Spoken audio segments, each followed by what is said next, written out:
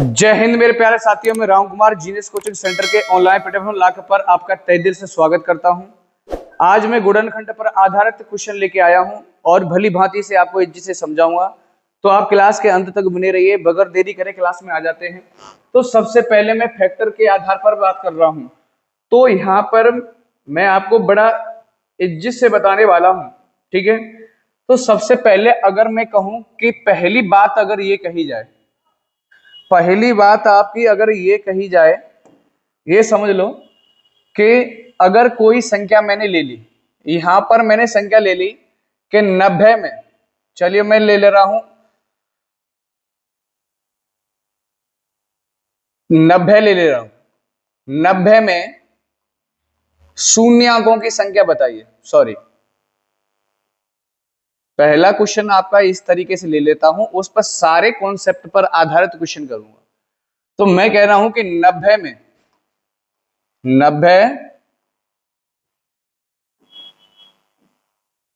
90 में गुणनखंडों की संख्या बताइए। 90 में गुणनखंडों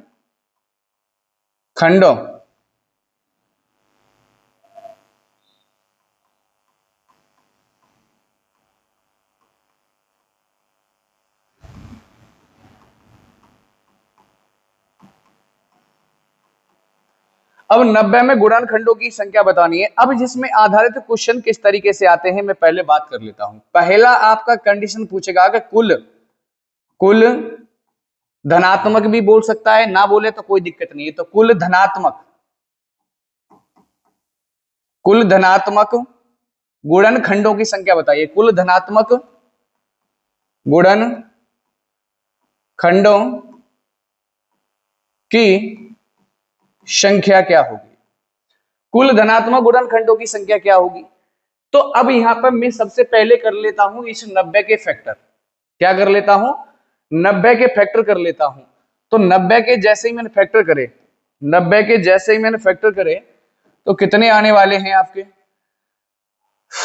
90 में ये चीज लिखी गई है आपकी, तो इसको मैं इस तरीके से लिख लेता हूं। देखिए मैंने 90 लिखा है और 90 को मैंने 2 से काटा तो कितनी बार काटा मेरे भाई? 45 बार। फिर मैंने इसको कितने से काटा मेरे भाई? 3 से काटा तो 15 3 45। फिर मैंने 3 से काटा तो कितने बार? 5 बार। 5 से फिर काटा मेरे भाई तो कितने बार? 1 बार। तो जो 90 के फैक्टर बने आपके, दो कितनी बार आया है? 1 बार, तो 1 पावर लगा दो। आपका 3 कितनी बार आया है? 2 बार, तो 3 पर 2 पावर लगा दो। और 5 कितनी बार आया है भाई? 1 बार, तो इस पर 1 पावर लगा दो। अब ये चीज है, पहला क्वेश्चन इस कंडीशन में पूछेगा। क्वेश्चन सारे लगे हुए हैं, ठीक है, क्वेश्चन बहुत सारे हैं, मैं हर टाइप से क्वेश्चन कराने वाला हूं आपको। तो मैं ये पहले इसका कॉन्सेप्ट बताता हूं।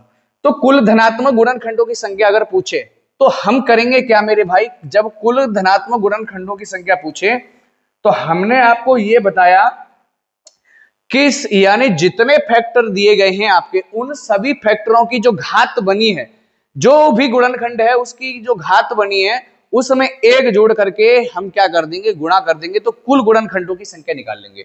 तो हम इसको कैसे निकालेंगे कुल गुणनखंडों की संख्या को? तो हम यहां पे लिख रहे हैं कि सभी, क्या लिख रहा हूं मैं? सभी गुणनखंड, सभी गुणनखंडों की घात में, सभी गुणनखंडों की घात में एक जोड़कर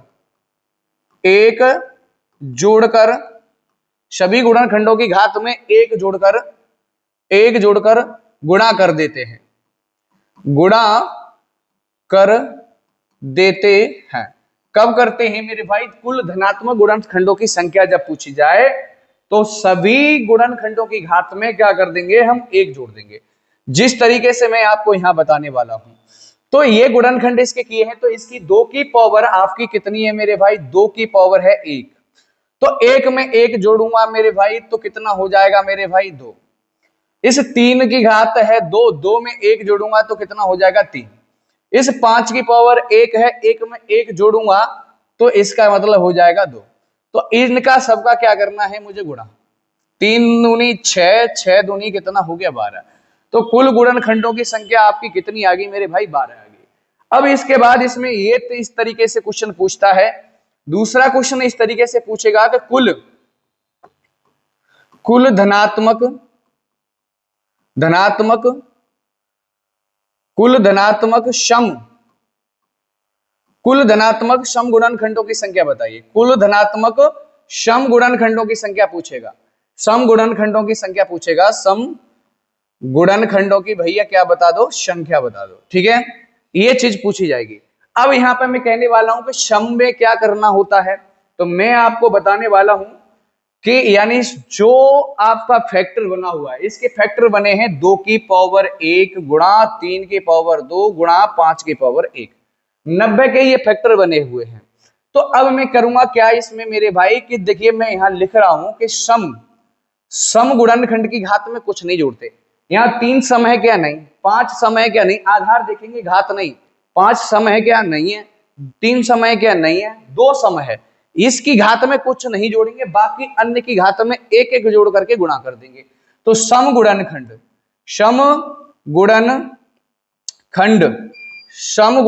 की घात, सम गुणनखंड की घात में कुछ नहीं जोड़ते, कुछ नहीं जोड़ते, सम गुणनखंड की घात में भैया कुछ नहीं जोड़ते, सम गुणनखंड की घात में कुछ नहीं जोड़ते, अन्य गुणनखंड की घात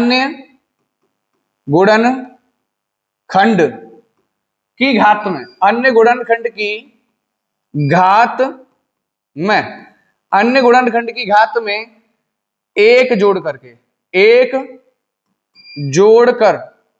गुणा कर देते हैं, गुणा कर देते हैं, अन्य गुणनखंड की घात में एक जोड़ करके गुणा कर देते हैं। तो अन्य गुणनखंड है कहां मेरे भाई, ये वाली चीज है। तो यहां पर मैंने यहां लिखा था 2, तो अब 90 के क्या बने हैं आपके फैक्टर, 2 की पावर 1 गुणा 3 की पावर 2 गुणा 5 की पावर 1। अब ना 3 सम है ना ही 5 सम है, ये सम है, तो इसकी पावर में कुछ नहीं जोड़ेंगे, 1 लिख दिया। अन्य की पावर जी 2 है, 2 में 1 जोड़ेंगे तो गुणा 3 लिख दिया। भाई समझ में आ रहा है, इसकी पावर में 1 जोड़ेंगे तो मेरे गुणा भाई कितना लिख दिया, 2 लिख दिया। ये बात समझ में आई आपको। इन सब का क्या कर लेंगे मेरे भाई, गुणा, 2 तिया 6, 6 एकन 6, तो ये इसका क्या हो गया आंसर। सम गुणनखंडों की कुल धनात्मक सम गुणनखंडों की संख्या कितनी होगी, 6 होगी। अब बगैर देरी करे हुए चलते हैं आगे। अब यहां पर क्वेश्चन तीसरी टाइप से इस तरीके से कहेगा कि कुल धनात्मक विषम गुणनखंडों की संख्या बताइए, विषम गुणनखंडों की संख्या बताइए। अब कुल यानी विषम गुणनखंडों की संख्या पूछे, विषम में क्या करेंगे मेरे भाई, सम को लेना ही नहीं है, सम जो फैक्टर है आपका उसको टच नहीं करना आपको, ठीक है। अब मैं यहां पर कहने वाला हूं कि सम गुणनखंड की घात को लेना ही नहीं है, सम गुणनखंड की घात को तो लेना ही नहीं है, अन्य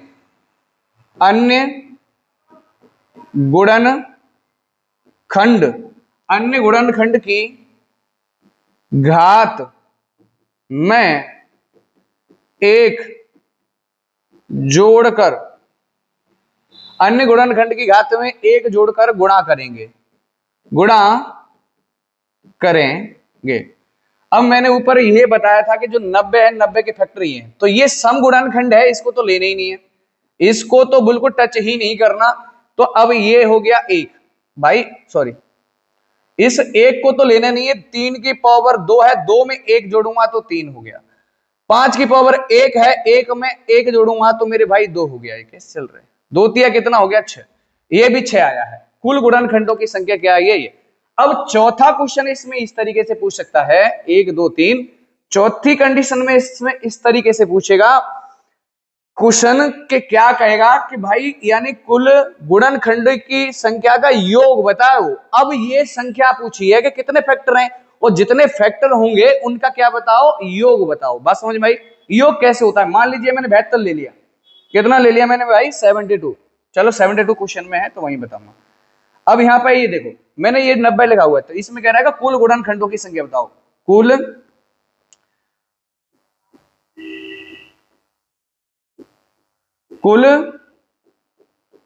गुणन खंडों की संख्या, नहीं, कुल गुणनखंडों का योग, कुल गुणनखंडों का योग पूछा जाए। अब क्या पूछेगा मेरे भाई? योग। कुल गुणनखंडों का योग जब पूछेगा, कुल गुणनखंडों का जब योग पूछेगा तो हम भली भांति से बताएंगे, ठीक है। चलिए, कुल गुणनखंडों के कुल गुणनखंडों का योग या योगफल पूछा जाए तो हम करेंगे क्या कि सभी गुणन खंडों की सभी गुणनखंडों की शून्य से घात चालू करके, क्या बोला? सभी गुणनखंडों की शून्य से घात चालू करके दिए गए मान तक जाएंगे। दिए गए मान तक जाएंगे, मान तक जाएंगे,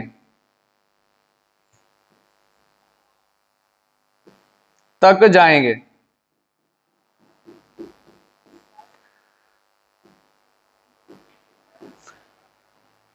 ठीक है मेरे भाई, कैसे जाएंगे वो मैं बता रहा हूं आपको, ठीक है। कैसे जाएंगे मैं आपको अभी बताता हूं। चलिए, अभी मैंने एक सवाल लिया है 90 के फैक्टर 2 की पावर 1 गुणा 3 की पावर 2 गुणा 5 की पावर ये बन रहे हैं, ठीक है। अब मुझे इसको क्या करना है कि भाई दिए गए मान तक जाने, हर एक फैक्टर की घात को कहां से स्टार्ट करूंगा मैं? 0 से।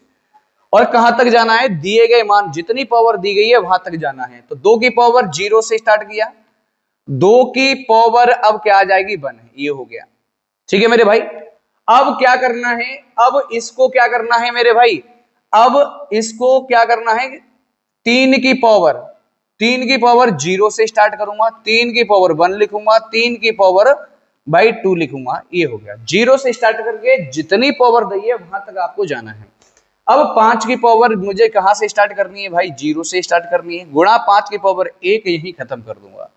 अब इस कंडीशन में क्या करूंगा कि इसका मान कितना होता है, यानी किसी अंक की पावर अगर 0 होती है तो उसका मान सदैव होता है 1।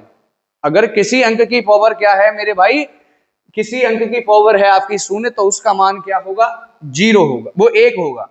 तो अब इसकी पावर मैंने 1 लिखी गई है, वो 0 लिखी गई है, तो इसका मान क्या लिखूंगा? 1 गुणे में इसकी पावर क्या है मेरे भाई? 1, 2 की पावर 1 को, तो इसका मतलब 2 हो गया।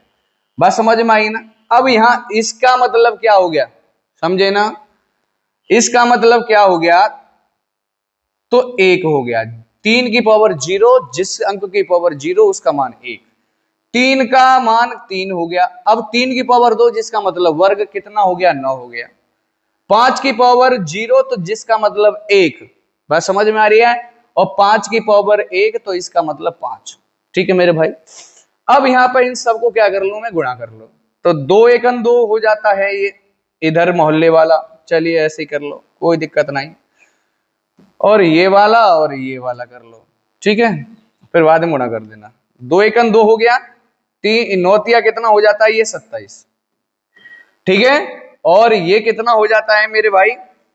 ये कितना हो जाता है? 5 एकन 5, ठीक है। 27 दूनी होता है 54, और 54 पंजू कितना हो जाएगा वो चीज देख लिए। 5 अक 20 का 0, 4 पन्ना 20, वो 5 अक 20 का 0, 5 25, 25 और 2 कितना हो जाता है मेरे भाई? 27।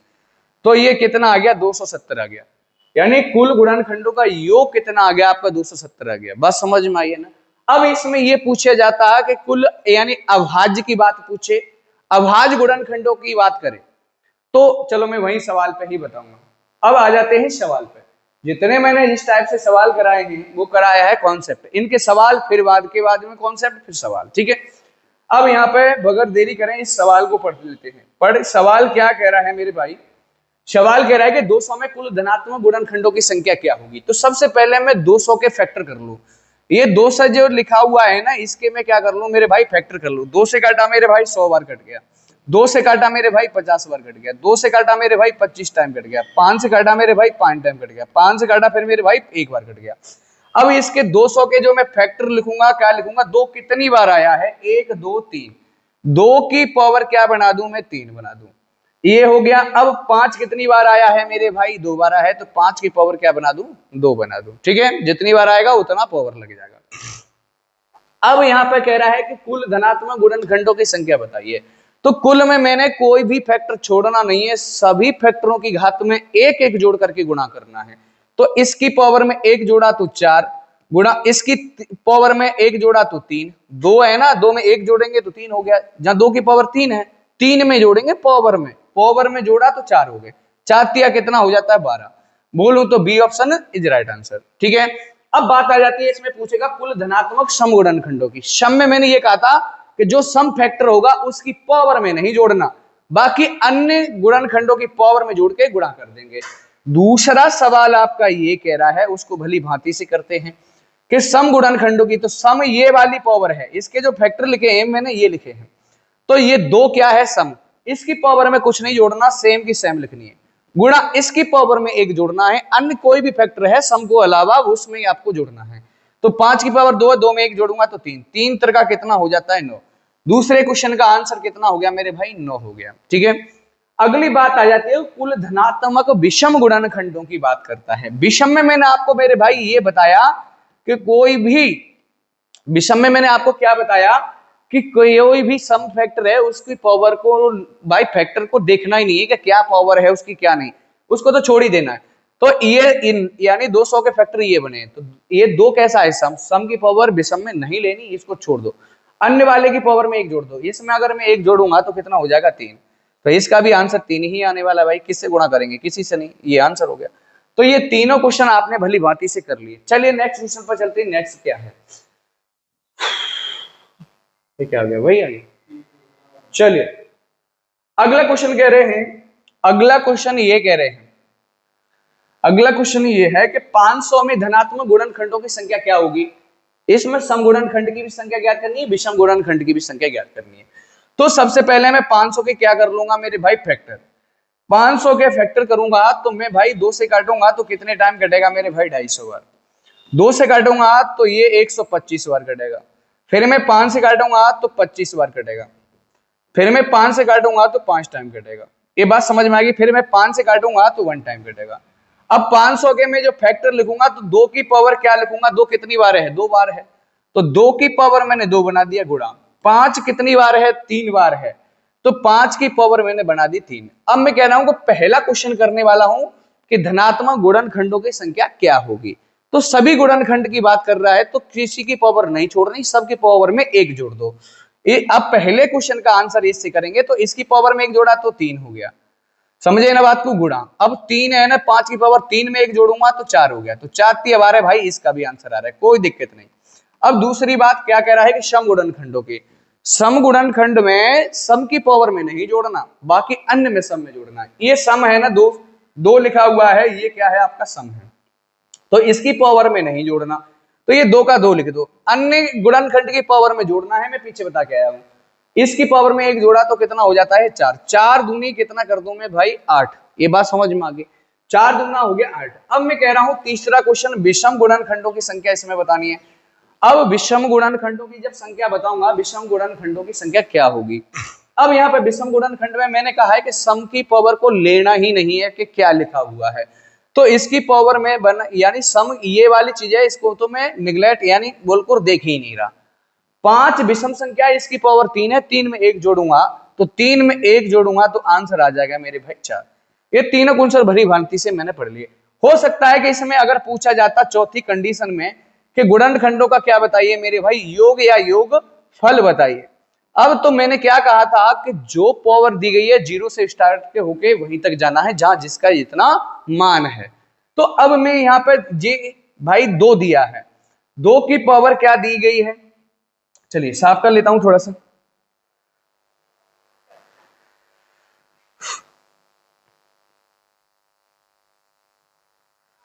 अब यहां पे 2 की पावर कितनी थी मेरे भाई, 2 की पावर है 2, गुणा 5 की पावर कितनी है 3। ठीक है, अब योगफल अगर पूछा जाता तो 2 की पावर 2 है ना, तो 0 से स्टार्ट होकर के 2 तक जाना है। 2 की पावर 0 गुणा 2 की पावर 1 गुणा 2 की पावर 2, ये कर लिया मैंने। ठीक है, अब 5 की पावर क्या है 3 है, तो 5 की पावर 0 से स्टार्ट होकर के 5 की पावर मुझे जानी है 3 तक। कहां तक ले जानी है 3 तक, तो 5 की पावर 0 गुणा 5 की पावर 1 गुणा 5 की पावर 2 गुणा 5 की पावर कहां तक है 3 तक है, तो 3 तक कर लिया मैंने। ठीक है, जिस अंक का घात अगर 0 है, पावर 0 है, तो उसका मान सदैव क्या होता है, मैंने अभी बताया 1 होता है। क्या होता है मेरे भाई, 1 होता है। ये बात समझिए, इसकी पावर अगर मैं बनाऊं तो क्या हो गया भाई, पावर 0 है तो 1 हो गया, इसकी पावर 1 है तो 2 ही रहेगा, इसकी पावर 4 वो 2 है तो 4 हो जाएगा। ठीक है, ये इधर कर लो, इसका मान 0 1 हो गया, इसका मान 1 है पावर, तो ये 5 ही रहेगा, 5 की पावर 2 तो 25 हो गया, ये 5 की पावर 3 तो कितना हो गया मेरे भाई 125 हो गया। ठीक है, अब इन सब का गुणा ही क्या कहलाएगा, गुणन खंडों का योगफल कहलाएगा। ये बात आपको अच्छे से समझ में आई होगी। ठीक है भाई, आज लाइट रही है, इन्वर्टर डाउन है, इस वजह से पंखा नहीं चला, रिकॉर्डिंग नहीं। चलिए अब आ जाते हैं अगले क्वेश्चन पर। अब अगला क्वेश्चन कह रहा है कि समुचित गुणनखंडों की संख्या बताइए। अब समुचित गुणनखंड में अपने आप का कुछ नहीं होता, मैं यहाँ पे भली बात से लिखूंगा, आपको इज्जत से बताऊंगा, कोई दिक्कत टेंशन लेने की बात है नहीं मेरे भाई। ठीक है, अब जब भी समुचित गुणनखंड की संख्या पूछी जाए, समुचित गुणनखंड की संख्या जब पूछी जाए, तो हम क्या करेंगे कि जिस तरीके से हमने कुल गुणनखंड निकाले थे उसको निकालेंगे, पहले बिल्कुल सेम कंडीशन में निकालेंगे। तो मैं कह रहा हूं कि यानी जब समुचित गुणनखंड में बात की जाए तो मैं कह रहा हूं कि सभी गुणनखंडों की संख्या निकालें, सभी गुणनखंडों की संख्या निकालें, सभी गुणनखंडों की संख्या निकालें, सभी गुणनखंडों की संख्या निकालें। तो सभी गुणनखंडों की संख्या जो निकलेगी, तो इसमें क्या होता है, समुचित गुणनखंड वो होता है, वह गुणनखंड जिसमें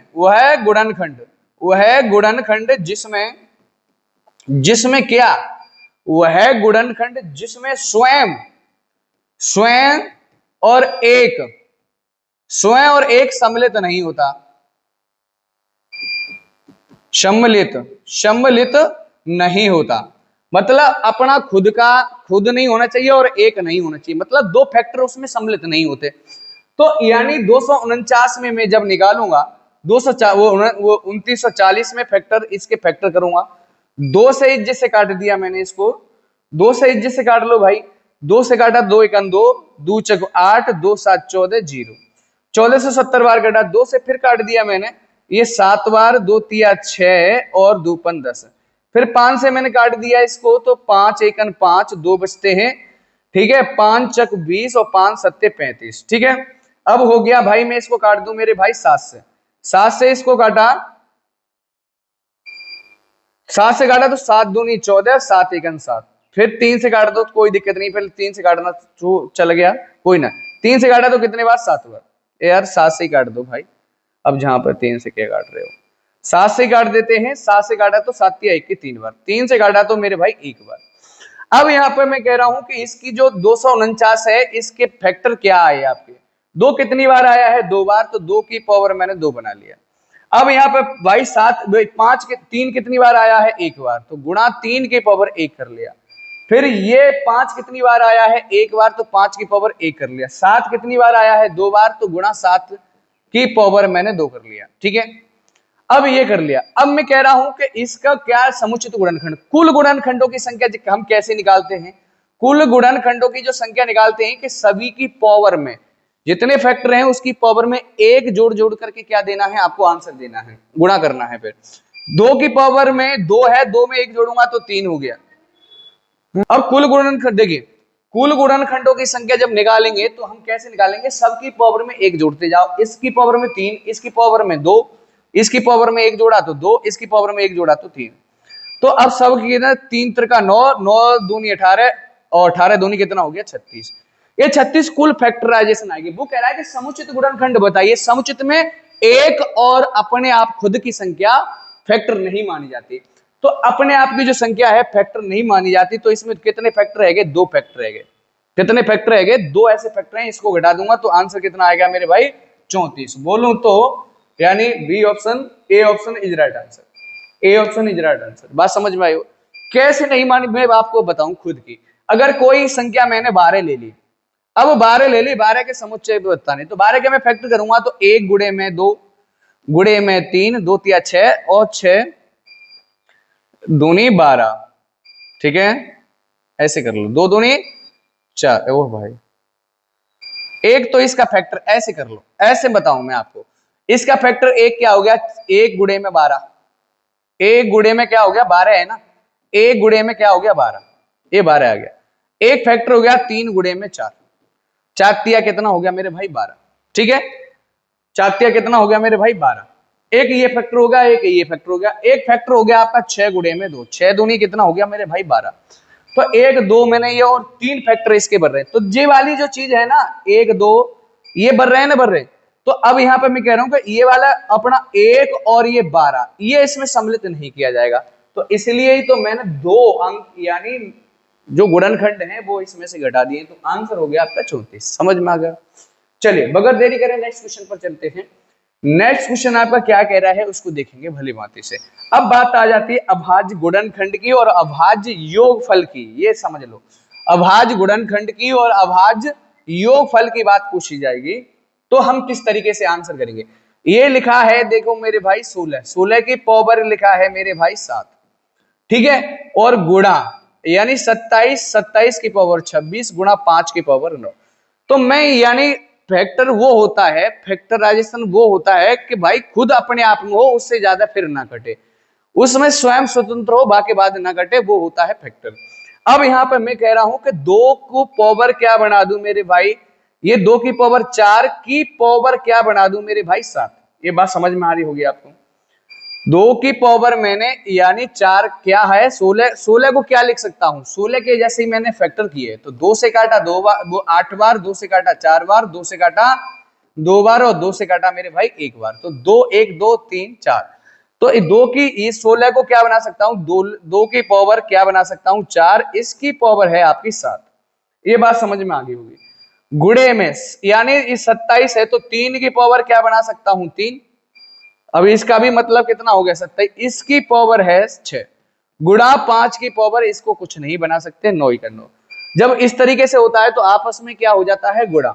तो 2 की पावर कितनी होगी? 7 7 कितना हो जाता है? 28 और 6 कितना हो जाता है मेरे भाई? 18 गुणा 5 की पावर 9 लिखा है, तो भाई 5 की पावर 9 लिखा रहने दो। अब जब भी कह रहा है गुणनखंड यानी गुणनफल का कुल अभाज्य गुणनखंड ज्ञात कीजिए। ये जो गुणनफल दिया गया है, फैक्टर दिए गए हैं, उसके कुल अभाज्य गुणनखंड ज्ञात कीजिए। अभाज्य में पावर जोड़ते हैं। अब इनकी 28, 18 और 9 को अगर जोड़ा तो कितना हो जाता है मेरे भाई? 55 हो जाता है। बोलूं तो C option is right answer. अब यहां पर एक बात बता दूं मैं आपको, चलिए जब भी अभाज्य गुणनखंडों की संख्या पूछी जाए, वो क्वेश्चन ये कहेगा कि अभाज्य गुणनखंडों की संख्या बताइए। अभाज्य गुणनखंडों की संख्या बताइए। ठीक है, बताइए। तो अभाज्य गुणनखंडों की जब संख्या बतानी हो आपको, अभाज्य गुणनखंडों की संख्या जब हम बताएंगे तो पावर यानी घात, घात को जोड़ देते हैं, घात को जोड़ देते हैं, घात को जोड़ देते हैं। दूसरी बात इसमें यह कहेगा कि अभाज्य गुणनखंडों का योगफल बताइए। अभाज्य गुणनखंडों का योगफल बताइए, तो आधार को जोड़कर लिख देते हैं। किसको? आधार को जोड़कर लिख देते हैं। आधार क्या जोड़ के? 2 की पावर 3 गुणा 3 की पावर 4 गुणा 7 की पावर 3। मान लीजिए मैंने ऐसे अंदाज से लिख दिया है, कोई दिक्कत नहीं है। यहाँ 5 की पावर ये लिख दिया मैंने। अगर मैंने ये गुणनखंडों की संख्या पूछी है, अभाज्य गुणनखंडों की संख्या, तो ये पावर जोड़ेगी। अगर मैंने योग पूछा है तो मेरे भाई ये आधार जोड़ेगा और आधार जोड़ करके क्या कर देंगे? हम आंसर कर देंगे। आगे चलो, क्वेश्चन लगे हुए हैं, मैं देखता हूं। चलिए, तो अब ये वाला देखो क्वेश्चन आ गया है, तो इसको बताते हैं कि 512 के कितने यानी कितने गुणक पूर्ण वर्ग होंगे। तो पूर्ण वर्ग बनाने वाली विधि में कैसे करते हैं मैं विद इन सेकंड अभी बताता हूं। देखिए सबसे पहले हम इसका क्या करेंगे मेरे भाई, फैक्टर करेंगे। तो फैक्टर करेंगे तो 2 से काटेंगे तो 2 टाइम 1 बच गया, 5 दूनी 10, 2 छिक्के 12, 256 बार कट गया। ठीक है मेरे भाई, 2 दूनी 4, 1 बच गया, 2 5 10 और 2 छिक्के 12, 2 से फिर काटा, 2 1 2, 2 दूनी 4 और 2 8 16, फिर 2 से काटा, 2 छिक्के 12 और 2 चक 8, 2 से फिर काटा तो कितने बार, 32 बार कट गया। 2 से काटा तो ये 16 बार कट गया, फिर 2 से काटा तो मेरे भाई 8 बार कट गया, फिर 2 से काटा तो 4 बार कट गया, फिर 2 से काटा तो 2 बार कट गया, 2 से काटा तो मेरे भाई 1 बार कट गया। अब पूर्ण यानी 1 2 3 और 4 ये तो बन ही नहीं रहा, इसका मतलब क्या है मेरे भाई, पावर। अब यहां पर मैं कह रहा हूं कि अगर देखो यानी वर्ग का मतलब होता है 2 अंक को मिलाकर के एक जोड़ा कहा जाता है, तो वो पूर्ण वर्ग बन जाता है। तो 1 पूर्ण वर्ग बन गया, 2 पूर्ण वर्ग बन गए, 3 बन गए, 4 बन गए। तो इसमें कितने पूर्ण वर्ग होंगे मेरे भाई, 4 होंगे, हैं 4 होंगे। चलो ऐसे देख लेते हैं, कोई दिक्कत नहीं। अब इसको मैं किस तरीके से लिख सकता हूं, तो देखिए भाई इन्वर्टर हो गया है थोड़ा डाउन, आज के लिए खेद है, लाइट नहीं आई। तो मैं कह रहा हूं अब आगे की चीजें हैं तो नेक्स्ट वीडियो में सब की जाएंगी। तो मैं कह रहा हूं जय हिंद जय भारत, मिलते हैं नेक्स्ट वीडियो में नए जोश नए सोच के साथ।